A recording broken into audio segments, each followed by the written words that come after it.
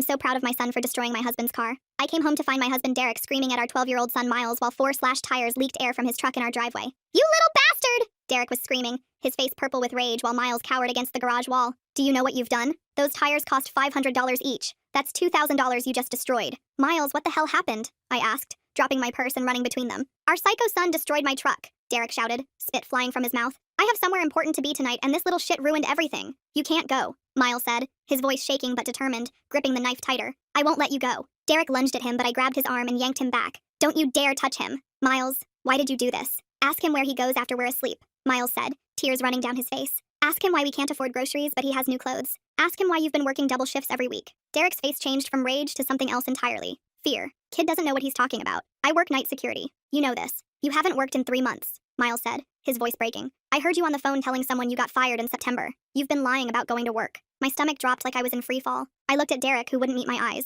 Where have you been going every night? The kid's confused, Derek said, but he was backing toward the door now. I've been working. He's making things up because he's in trouble. You go to the casino, Miles screamed. Every night. I followed you last week on my bike. You lost $3,000 in one night at the blackjack table. That's why we couldn't pay rent. That's why Mom's been working herself to death. That's why we eat ramen every night. I felt my legs go weak. We'd been behind on everything, and I'd been killing myself with overtime thinking Derek's security job just wasn't paying enough. You've been gambling our money? It's not like that, Derek said desperately. I've been trying to win us something better. You don't understand the system I have. You lost $20,000. Miles was sobbing now, shaking with rage. I saw the papers in your car. You borrowed from those men who came to the house last month, the ones you said were selling insurance. Derek went white as paper, and then Miles said, but that's not even why I had to stop you tonight. What do you mean? I asked, my voice barely working. Miles pulled out Derek's phone, which he must have taken from his jacket. He was supposed to drive somewhere tonight, not the casino. I heard him on the phone in the garage yesterday saying he'd bring the package by midnight. Give me my fucking phone, Derek said, moving toward Miles with real menace now. The package is a person, Miles said, showing me text messages on the screen. A girl, 15 years old. They told him to pick her up at a truck stop and drive her across state lines. They said it would clear half his debt. I grabbed the phone and read the messages, my hands shaking so hard I could barely focus. They were talking about a teenage girl like she was cargo, prices, delivery locations. My husband was going to traffic a human being. You were going to sell a child? I screamed at Derek, feeling bile rise in my throat. I didn't have a choice, Derek screamed back. They'll kill me if I don't pay. They'll kill all of us. It's just one drive, one time. You were going to destroy some girl's entire life, I screamed. She's someone's daughter. She's 3 years older than Miles. Better hers than ours, Derek shouted, and even he seemed shocked he'd said it out loud. Though if I'd known what a rotten shit he was, maybe I wouldn't have cared so much. G.O.D. Miles was pressed against the wall, sobbing harder now. I couldn't let him do it, Mom. I couldn't let him take someone's kid. They're coming for me if I don't show up, Derek said, pacing now like a trapped animal. You don't understand these people. They'll hurt you to get to me. They'll take Miles. They'll do worse. You brought these people into our lives, I screamed. You gambled away everything we had and now you were going to traffic a child to save yourself? I was trying to protect us, Derek yelled. No, you were trying to protect yourself, I yelled back. Miles protected us. Our 12-year-old son has more courage and decency than you. Derek's phone started ringing in my hand. The contact said, boss. We all stared at it. If I don't answer, they'll know something's wrong, Derek said, sweat pouring down his face. They'll come here. They'll come for all of us. Let them come, I said, already dialing 911. I'm calling the police right now. You stupid bitch, Derek screamed. You're going to get us all killed. You have no idea what these people do to snitches. That's when he grabbed the knife from Miles and came at me. I grabbed his wrist with both hands as hard as I could and used his forward momentum to slam him sideways into the kitchen counter. The impact knocked the wind out of him and the knife went flying across the floor. Miles scrambled behind the couch while Derek tried to grab me again, but I kicked the knife under the refrigerator where nobody could reach it. Derek shoved me hard into the wall and my head hit the drywall, but I kept fighting back, scratching at his face and kicking at his legs. The 911 call was still connected on speaker, and I could hear the dispatcher asking what was happening as Derek screamed that I was ruining everything and we were all going to die because of me. I shouted our address again between Derek's threats, and the dispatcher said units were already on the way and to stay on the line. Derek heard this, and his face went from purple rage to white fear in seconds. He tried to grab his phone from where I'd dropped it, but I kicked it away and it slid under the kitchen table. The sirens started wailing in the distance, and Derek's eyes went wide as he realized the cops were really coming. He looked at me, and then at Miles, who was still hiding behind the couch, and said we were all dead now because his boss would never forgive snitches. Then he ran for the back door and yanked it open just as the sirens got louder. Miles ran to me, and we locked the door behind Derek and pushed a chair against it for good measure. We held each other shaking as the red and blue lights filled our front windows and reflected off the walls. 2 patrol officers burst through the front door with their weapons drawn, and we immediately pointed toward the back where Derek had run. They told us to stay put while they cleared the house room by room, with one officer staying with us in the kitchen, while the other searched the backyard with his flashlight. More sirens kept arriving, and soon there were 4 patrol cars in front of our house with officers setting up a perimeter around the neighborhood. The first officer came back inside and started securing the knife as evidence using gloves and putting it in a plastic bag. He asked if we were hurt, and I told him about my head hitting the wall, but said Miles was okay physically. Miles showed them Derek's phone with all the text messages about the teenage girl they were planning to traffic, and the officer's face got really serious. He immediately called for a detective and his supervisor to come to the scene. Within an hour, a woman in a dark suit arrived and introduced herself as Detective Gabrielle Goodwin, who specialized in trafficking cases. She took this very seriously and sat down with Miles first to get a statement about what he'd seen and heard. Miles told her everything about following Derek to the casino on his bike and finding the debt papers in the car and seeing him lose $3,000 at the blackjack table. He explained how he'd heard Derek on the phone talking about picking up a package at midnight and then found the messages about the 15-year-old girl. Detective Goodwin wrote everything down and told Miles he was incredibly brave for what he'd done to stop this. Then she sat with me separately, and I told her about Derek lying about having a job for 3 months, and the men who came to our house who Derek said were selling insurance, but were really the people he owed money to. She asked detailed questions about dates and times and descriptions of the men. The dispatcher called Detective Goodwin over and played back the recording of the 911 call where you could hear Derek threatening us and admitting things in his rage. More detectives arrived and they started processing the scene and taking photographs of everything. Someone called Child Protective Services, which is standard protocol when there's domestic violence with a child present, and I started panicking that they'd take Miles away from me. Detective Goodwin saw my fear and reassured me this was just for safety planning and making sure Miles had support after witnessing something so traumatic. About 2 hours after everything started, a man named Tony Marshall from CPS arrived, and he was actually really kind and understanding. He talked to Miles gently about what happened and made sure he felt safe now. He worked with us on a safety plan that included no contact with Derek and supervised transitions for Miles at the school in case Derek or his associates tried anything. While we were doing paperwork with Tony, Detective Goodwin's phone rang and the dispatcher told her that Derek's phone had received multiple calls from someone listed as boss during the incident. We listened to the voicemails on speaker,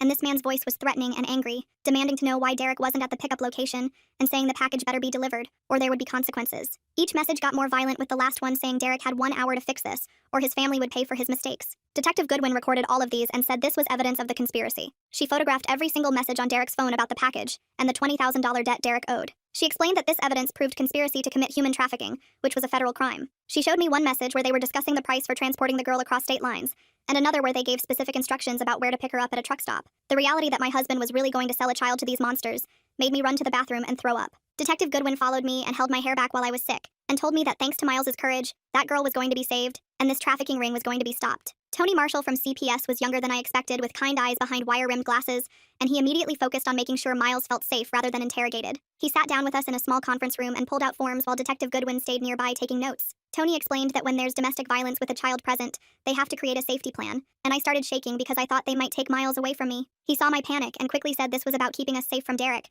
not about removing Miles from my care. The safety plan included immediate no-contact orders, meaning Derek couldn't call right or come near us even through third parties, and there would be supervised transitions at Miles's school in case Derek or his associates tried anything there. Signing papers that officially stated my husband was a danger to our child made my hand cramp from gripping the pen so tight while Miles pressed against my side, not letting go of my arm. Tony asked about our living situation, and when I explained we lived in the same house Derek had access to, Detective Goodwin immediately said we couldn't go back there tonight. She pointed out that Derek knew where we lived, and so did his criminal boss who'd been threatening us, and we needed somewhere safe immediately. I called my sister Charlotte, who lived across town, and before I could even finish explaining, she said we could stay as long as we needed, and she'd clear out her guest room right away. 2 patrol officers drove us back to the house to pack bags and stood guard while we grabbed clothes, toiletries, medications, and Miles's school stuff, moving fast, because being in that house felt like Derek might burst through the door any second. Miles grabbed his backpack and the knife evidence bag from the counter, then ran to his room to pack while I threw random clothes into a duffel, not even checking what I was grabbing. The drive to Charlotte's apartment took 20 minutes but felt like hours, with Miles silent in the back seat, clutching his backpack and staring out the window at nothing. Charlotte met us at her door and pulled us both into a tight hug, and that's when Miles completely fell apart, sobbing so hard his whole body shook. He kept saying he was sorry for destroying the truck, sorry for making Dad mad, sorry for ruining everything, and I held him, telling him over and over that he was a hero who saved a girl's life. Charlotte made us tea while Miles cried himself out on her couch, and I stroked his hair until he finally passed out from exhaustion, still holding onto my hand. The next morning, Detective Goodwin called early saying they needed my help with something called a controlled call, where I'd pretend to be helping Derek when Rocco called again. The idea of talking to that monster made me want to throw up, but she explained they needed to find the trafficking victim before she disappeared forever, so I agreed. She came to Charlotte's apartment with recording equipment and coached me on what to say, how to sound believable, how to get information without seeming suspicious. When Derek's phone rang with Rocco's number, my hands were shaking so bad I almost dropped it, but Detective Goodwin nodded encouragingly, and I answered, trying to sound calm. Rocco's voice was cold and angry, demanding to know where Derek was and why the package hadn't been delivered, and I told him Derek had car trouble but was handling it. My voice cracked, but I managed to say Derek was getting a rental car and would make the delivery, and Rocco bought it, giving me the address of a truck stop off Highway 47, where the package was waiting in a blue van. Detective Goodwin was recording everything and immediately started making calls, dispatching units to that truck stop location while keeping me on standby in case Rocco called back with changes. I paced Charlotte's small living room for the next hour, feeling sick thinking about that poor girl sitting in a van waiting to be sold, while Miles watched me from the couch with huge worried eyes. 2 hours later, Detective Goodwin called with bad news that when officers arrived at the truck stop, the blue van was gone and the girl had already been moved somewhere else. They pulled surveillance footage from the truck stop cameras and got a partial license plate, plus descriptions of 2 men who'd been with the van, but the trail was cold. She explained this was now multi-jurisdictional, meaning multiple police departments across state lines were involved, because trafficking operations don't stay in one place. That afternoon, my phone buzzed with a voicemail from Derek, and his voice sounded broken and desperate, begging me to help him fix this mess. He said Rocco would kill all of us if the deal didn't happen, that they'd already threatened him in lockup, that we weren't safe anywhere. His pathetic whining about consequences he'd brought on himself made me feel nothing but cold anger, and I immediately forwarded the voicemail to Detective Goodwin as evidence. Charlotte took time off from her job at the bank to stay with us and help with Miles because I couldn't leave him alone and couldn't take him to my work shifts either. She was furious about everything Derek had put us through and kept muttering about how she'd never trusted him from day one, how she'd seen the signs but hadn't wanted to interfere. Having family support helped, but every car door slamming, every footstep in the hallway made me jump, thinking it might be Rocco's people coming for us. Detective Goodwin came by again with a folder full of photos of missing teenage girls, asking if any matched the girl Derek was supposed to transport based on the messages. Most of the photos were school pictures of smiling girls who'd vanished from their normal lives, and my stomach churned looking at each one, knowing what might have happened to them. Then she showed me one photo that made everything stop, and my hand flew to my mouth because I recognized the name, even though I'd never seen the face. Brianna Webster, age 15, missing from Nebraska for 3 weeks, last seen at a mall with friends, and her parents were offering a $50,000 reward. Detective Goodwin saw my reaction and confirmed this matched the description in Derek's messages, and since Brianna was from another state, this was now officially federal, which meant the FBI would take over. The next morning, an FBI agent showed up at Charlotte's door wearing a dark suit and carrying a thick folder, and I spent 3 hours going through every detail about Derek's gambling, while Miles sat in the other room watching TV, but I could tell he was listening. The agent kept asking about those men who came to our house last month, and I told him how Derek said they were selling insurance, but they looked more like the kind of guys who break kneecaps, and one of them had neck tattoos that went all the way up to his jaw. He wanted to know exact dates and times and what kind of car they drove, which was a black SUV with tinted windows and no front license plate, and I remembered because it looked scary parked in our driveway. The agent took notes about everything, including how much Derek lost at the casino, and which casino it was, and whether I'd ever seen him meet with anyone suspicious there, which I hadn't, because I never went with him. He asked if Derek kept any records or papers about his debts, and I told him about the papers Miles found in the car, but Derek had taken those with him when he ran, and the agent seemed frustrated about that. Tony from CPS came by that afternoon to check on Miles and sat with him for an hour, asking gentle questions while I watched from the doorway, and my heart broke seeing how my son jumped at every little noise. Tony wrote in his notebook that Miles was showing clear signs of trauma with the jumping at sounds, and the way he kept checking the locks on the doors and windows every few minutes like someone might burst in. He told me Miles needed to see a counselor who worked with kids who'd seen bad stuff happen, and gave me a card for someone named Dr. Peterson, who had an office 20 minutes away, and took our insurance, thank God. Miles didn't want to go at first and kept saying he was fine, but Tony explained that talking to someone would help him sleep better and stop feeling so scared all the time.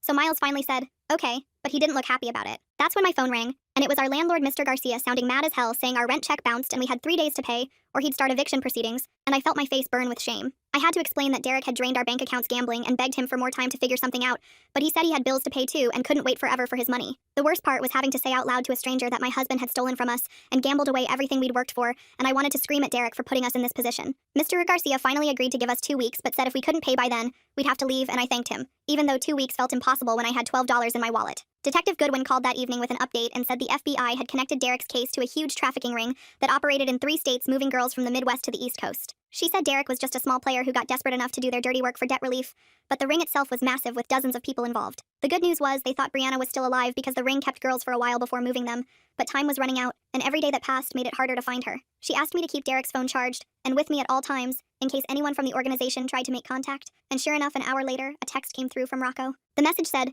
Derek better show his face soon, or his pretty wife and kid would pay for his mistakes, and there was a photo attached of our house taken from across the street, which made my blood run cold. Detective Goodwin had me text back pretending to be Derek, saying I was laying low, but would be in touch soon, and my hands shook. So bad typing the response that I had to redo it 3 times. Rocco texted back immediately saying Derek had 48 hours to deliver the girl, or bring 20,000 cash, or his family was done, and I showed Detective Goodwin, who said to keep stringing him along while they traced the phone. 3 days passed with me jumping at every car door and checking the locks constantly, just like Miles, until Detective Goodwin called with news that Derek had been spotted at a gas station 2 towns over trying to use a stolen credit card. The cops arrested him without incident and he was being held at the county jail, but he was refusing to talk without a lawyer and wouldn't cooperate with the investigation at all. The detective said the prosecutor was considering offering Derek a deal if he'd help them find Brianna and the other girls, but Derek was being stubborn and acting like he was the victim in all this. I had to go back to work the next day because we needed money for food, and Charlotte couldn't keep taking time off to watch Miles, so she stayed with him at her apartment while I went to my shift at the restaurant. My boss pulled me aside and said he understood I was going through something heavy, but I'd missed too many shifts lately, and if I couldn't be reliable, he'd have to find someone else, which made me want to cry.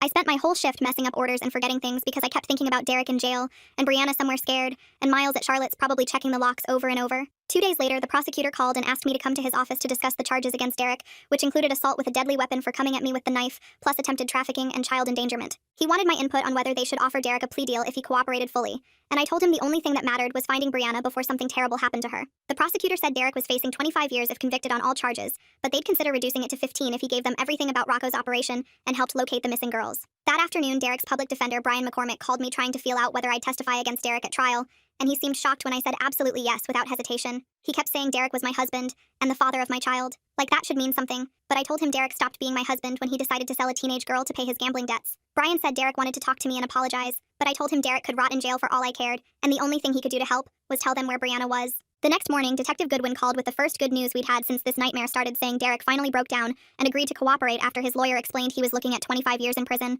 He was giving them details about Rocco's operation, including addresses where girls were kept and the routes they used to transport them, and most importantly, he thought he knew where Brianna might be. There was a motel about 50 miles away that Rocco used as a holding place before moving girls further east, and Derek had heard them mention keeping someone there recently, who matched Brianna's description. Detective Goodwin called me the next morning to say they were moving on the motel right away, and I spent the whole day pacing Charlotte's apartment while Miles went to his first counseling appointment. Charlotte drove him there, and I watched from the window as they walked to her car, Miles dragging his feet and looking down at the ground the whole time. The counselor's office was in a plain building downtown, and Charlotte said Miles went in without saying anything, just walked through the door like he was going to the dentist for a root canal. I tried to work on job applications while they were gone, but kept checking my phone every 2 minutes hoping for news about the raid. Charlotte brought Miles back after an hour, and he looked exhausted, his eyes red and puffy, but something in his shoulders seemed less tight. The counselor walked out with them and told me Miles was processing a lot of guilt about the family breaking apart, thinking it was his fault for slashing the tires. I knelt down in front of Miles and grabbed his shoulders, telling him none of this was his fault, that he saved a girl's life, that he was the bravest person I knew. He nodded but didn't really look convinced, just went to the couch and curled up with a blanket. Detective Goodwin called that afternoon saying the raid on the house Derek told them about didn't find any victims, but they got 2 of Rocco's guys and found notebooks with addresses and phone numbers that might lead somewhere.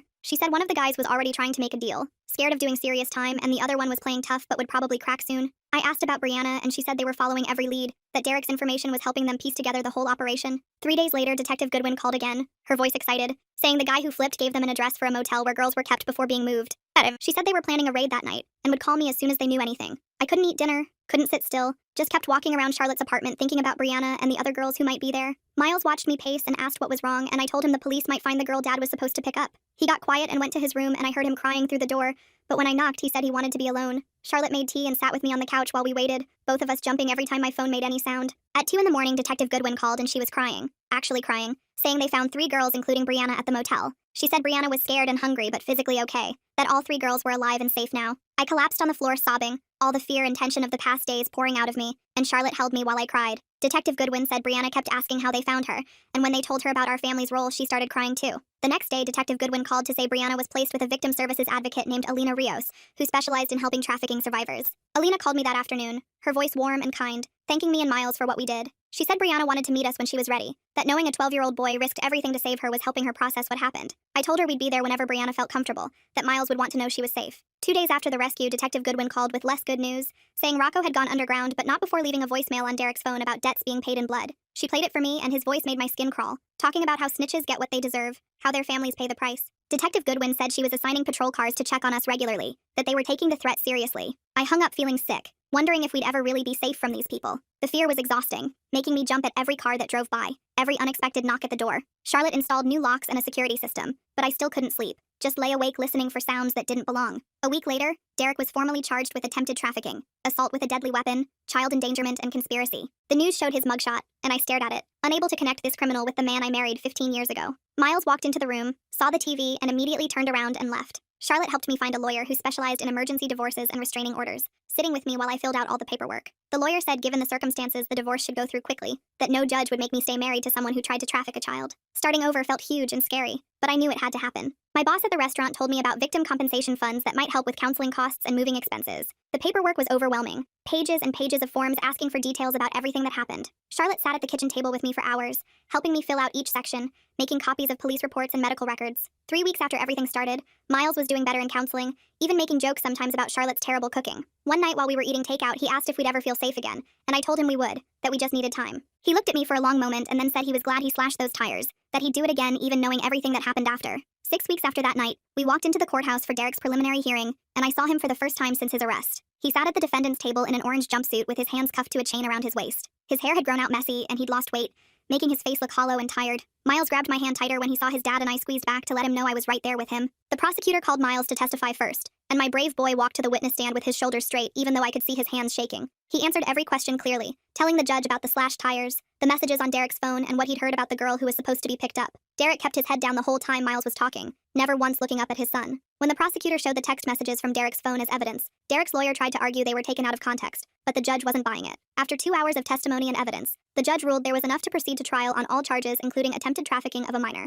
Derek's lawyer immediately started whispering to him about plea deals, while the prosecutor came over to tell us Derek's cooperation had already helped them arrest 3 more people. Outside the courthouse, Detective Goodwin was waiting for us with good news about the investigation expanding based on Derek's information. 2 days later, a letter arrived addressed to Miles with Alina's office as the return address. Inside was a handwritten note from Brianna thanking Miles for his courage and saying that knowing a 12-year-old boy fought to save her gave her hope when everything else felt dark. Miles read it 3 times at the kitchen table, then carefully put it in a folder he kept by his bed. That same week, Detective Goodwin called to say they'd arrested 6 more members of the trafficking ring, using evidence from the raids Derek's information had led to. She said Rocco was still hiding somewhere, but his whole operation was falling apart thanks to our family having the courage to come forward. The Victim Compensation Fund finally approved our application after weeks of paperwork and waiting. They'd cover Miles's counseling costs and give us enough for a security deposit and first month's rent on a new apartment in a different school district. Miles was nervous about changing schools, but said he was ready for somewhere nobody knew what happened. Charlotte drove us around looking at apartments, and we found a small 2-bedroom place near a good middle school. It was half the size of our old house, but the neighborhood felt safe, and there was a park across the street where kids were always playing basketball. Miles picked the smaller bedroom, saying he wanted to be close to me, and we spent a weekend painting it bright blue and green,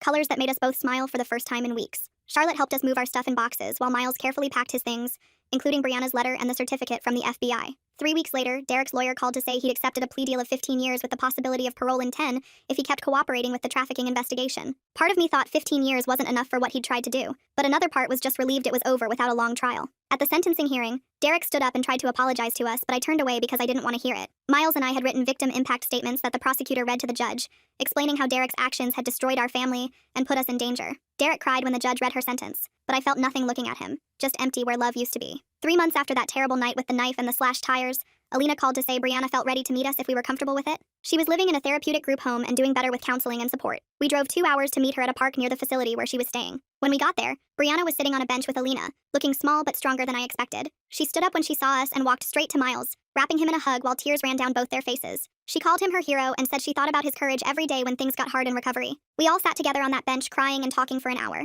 3 people whose lives had been changed by one boy's decision to slash some tires. The next week, Miles's counselor called me with a progress report that made me cry happy tears for once. She said his hypervigilance was decreasing and he was sleeping through most nights without nightmares. He'd even made a friend at the new school, a kid named Sam who didn't know anything about our story and just liked playing video games with Miles after school. Normal life was creeping back in small ways, like Miles laughing at TV shows again and asking for pizza instead of just eating whatever I made. We still had bad days where the fear came back or anger at Derek bubbled up, but more and more we had regular days where we were just a mom and son figuring out homework and making dinner and arguing about bedtime like any other family. 2 weeks into our new normal, Detective Goodwin called while I was washing dishes after dinner. Miles was doing homework at the kitchen table when I saw her name on my phone screen. She sounded different this time, excited instead of serious. Rocco got caught at the airport trying to board a flight to Mexico with a fake passport. Border agents grabbed him right at the gate after the FBI put out an alert. She said they found 3 more girls locked in a warehouse he owned outside the city. The relief hit me so hard I had to sit down on the kitchen floor. Miles came over and sat next to me while I explained what happened. That night I actually slept 8 hours straight without waking up once to check the locks or peek out the windows. 3 days later, an official letter came from the FBI inviting us to a special ceremony for civilians who helped break major cases.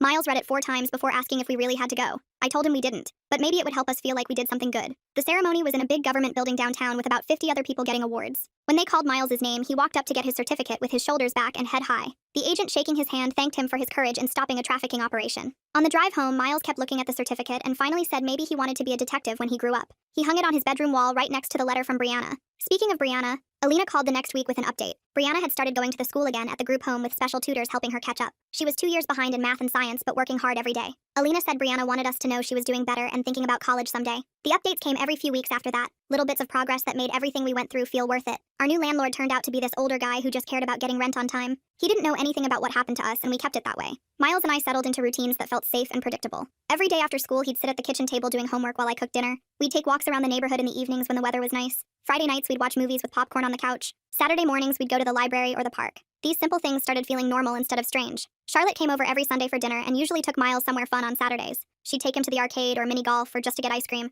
She never missed a week unless she was sick. One time she told me she was proud of how strong we'd become after everything. She said most people would have fallen apart, but we kept going. Having her there every week made such a difference in feeling like we still had family. About 4 months after moving in, Tony from CPS showed up for what he called a final visit. He walked through our apartment taking notes and talked to Miles alone for 20 minutes. Then he sat with me at the kitchen table filling out forms. He said we were doing great and he was officially closing our case. He told me I did an amazing job protecting Miles and getting him help when he needed it. Before he left, he said he'd seen hundreds of families in crisis, and we were one of the strongest. That validation from someone who saw the worst situations every day meant everything. Spring came and Miles's new school had an essay contest about citizenship and doing the right thing. Miles spent 3 weeks writing and rewriting his essay about standing up for others even when it's scary. He didn't write about the specific details of what happened with Derek, but talked about courage and protecting people who can't protect themselves. When they announced he won first place at the school assembly, I cried right there in the auditorium. His teacher pulled me aside after and said Miles was one of the most mature kids she'd ever taught. The certificate for the citizenship award went up on his wall next to the FBI one. Work started getting better too once I could actually focus again. My boss noticed I was handling difficult situations better and staying calm under pressure. 6 months after we moved,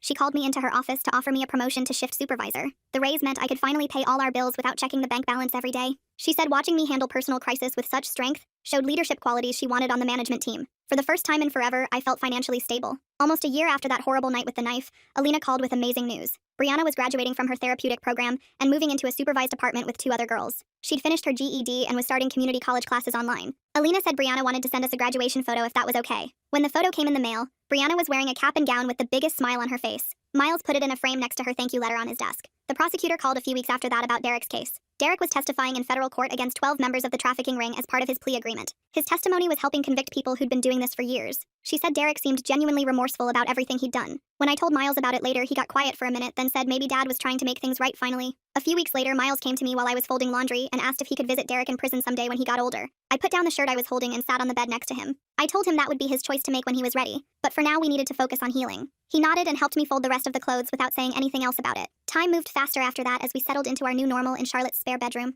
Miles started 8th grade at his new school and joined the soccer team, which gave him something positive to focus on. I picked up extra shifts at work now that I wasn't paying Derek's gambling debts, and we slowly saved enough for our own place. 2 years passed quicker than I expected, and we had built a small but stable life in a 2-bedroom apartment near Miles's high school. He was playing varsity soccer as a sophomore and getting straight A's in his classes, which made me prouder than I could express. The nightmares had mostly stopped, and he only saw his counselor once a month now, instead of weekly. We had movie nights every Friday, and he helped me cook dinner most evenings while telling me about his day. The trauma had shaped us, but it hadn't broken us, and we were stronger for surviving it together. One afternoon, I got a call from Alina saying Brianna wanted to reach out directly for the first time since everything happened. She was 18 now and starting community college with plans to become a social worker to help other trafficking survivors. Alina gave me Brianna's number, and I passed it to Miles, who immediately called her. They talked for 2 hours that first call, and I heard him laughing from his room, which warmed my heart. Brianna told him that him saving her had given her a second chance at life she never thought she'd have. She was taking classes during the day and volunteering at a crisis center in the evenings to help other girls. Miles started video calling her every Sunday to check in, and they developed a friendship based on shared survival. Detective Goodwin showed up at our door one evening with a folder of newspaper clippings and a huge smile on her face.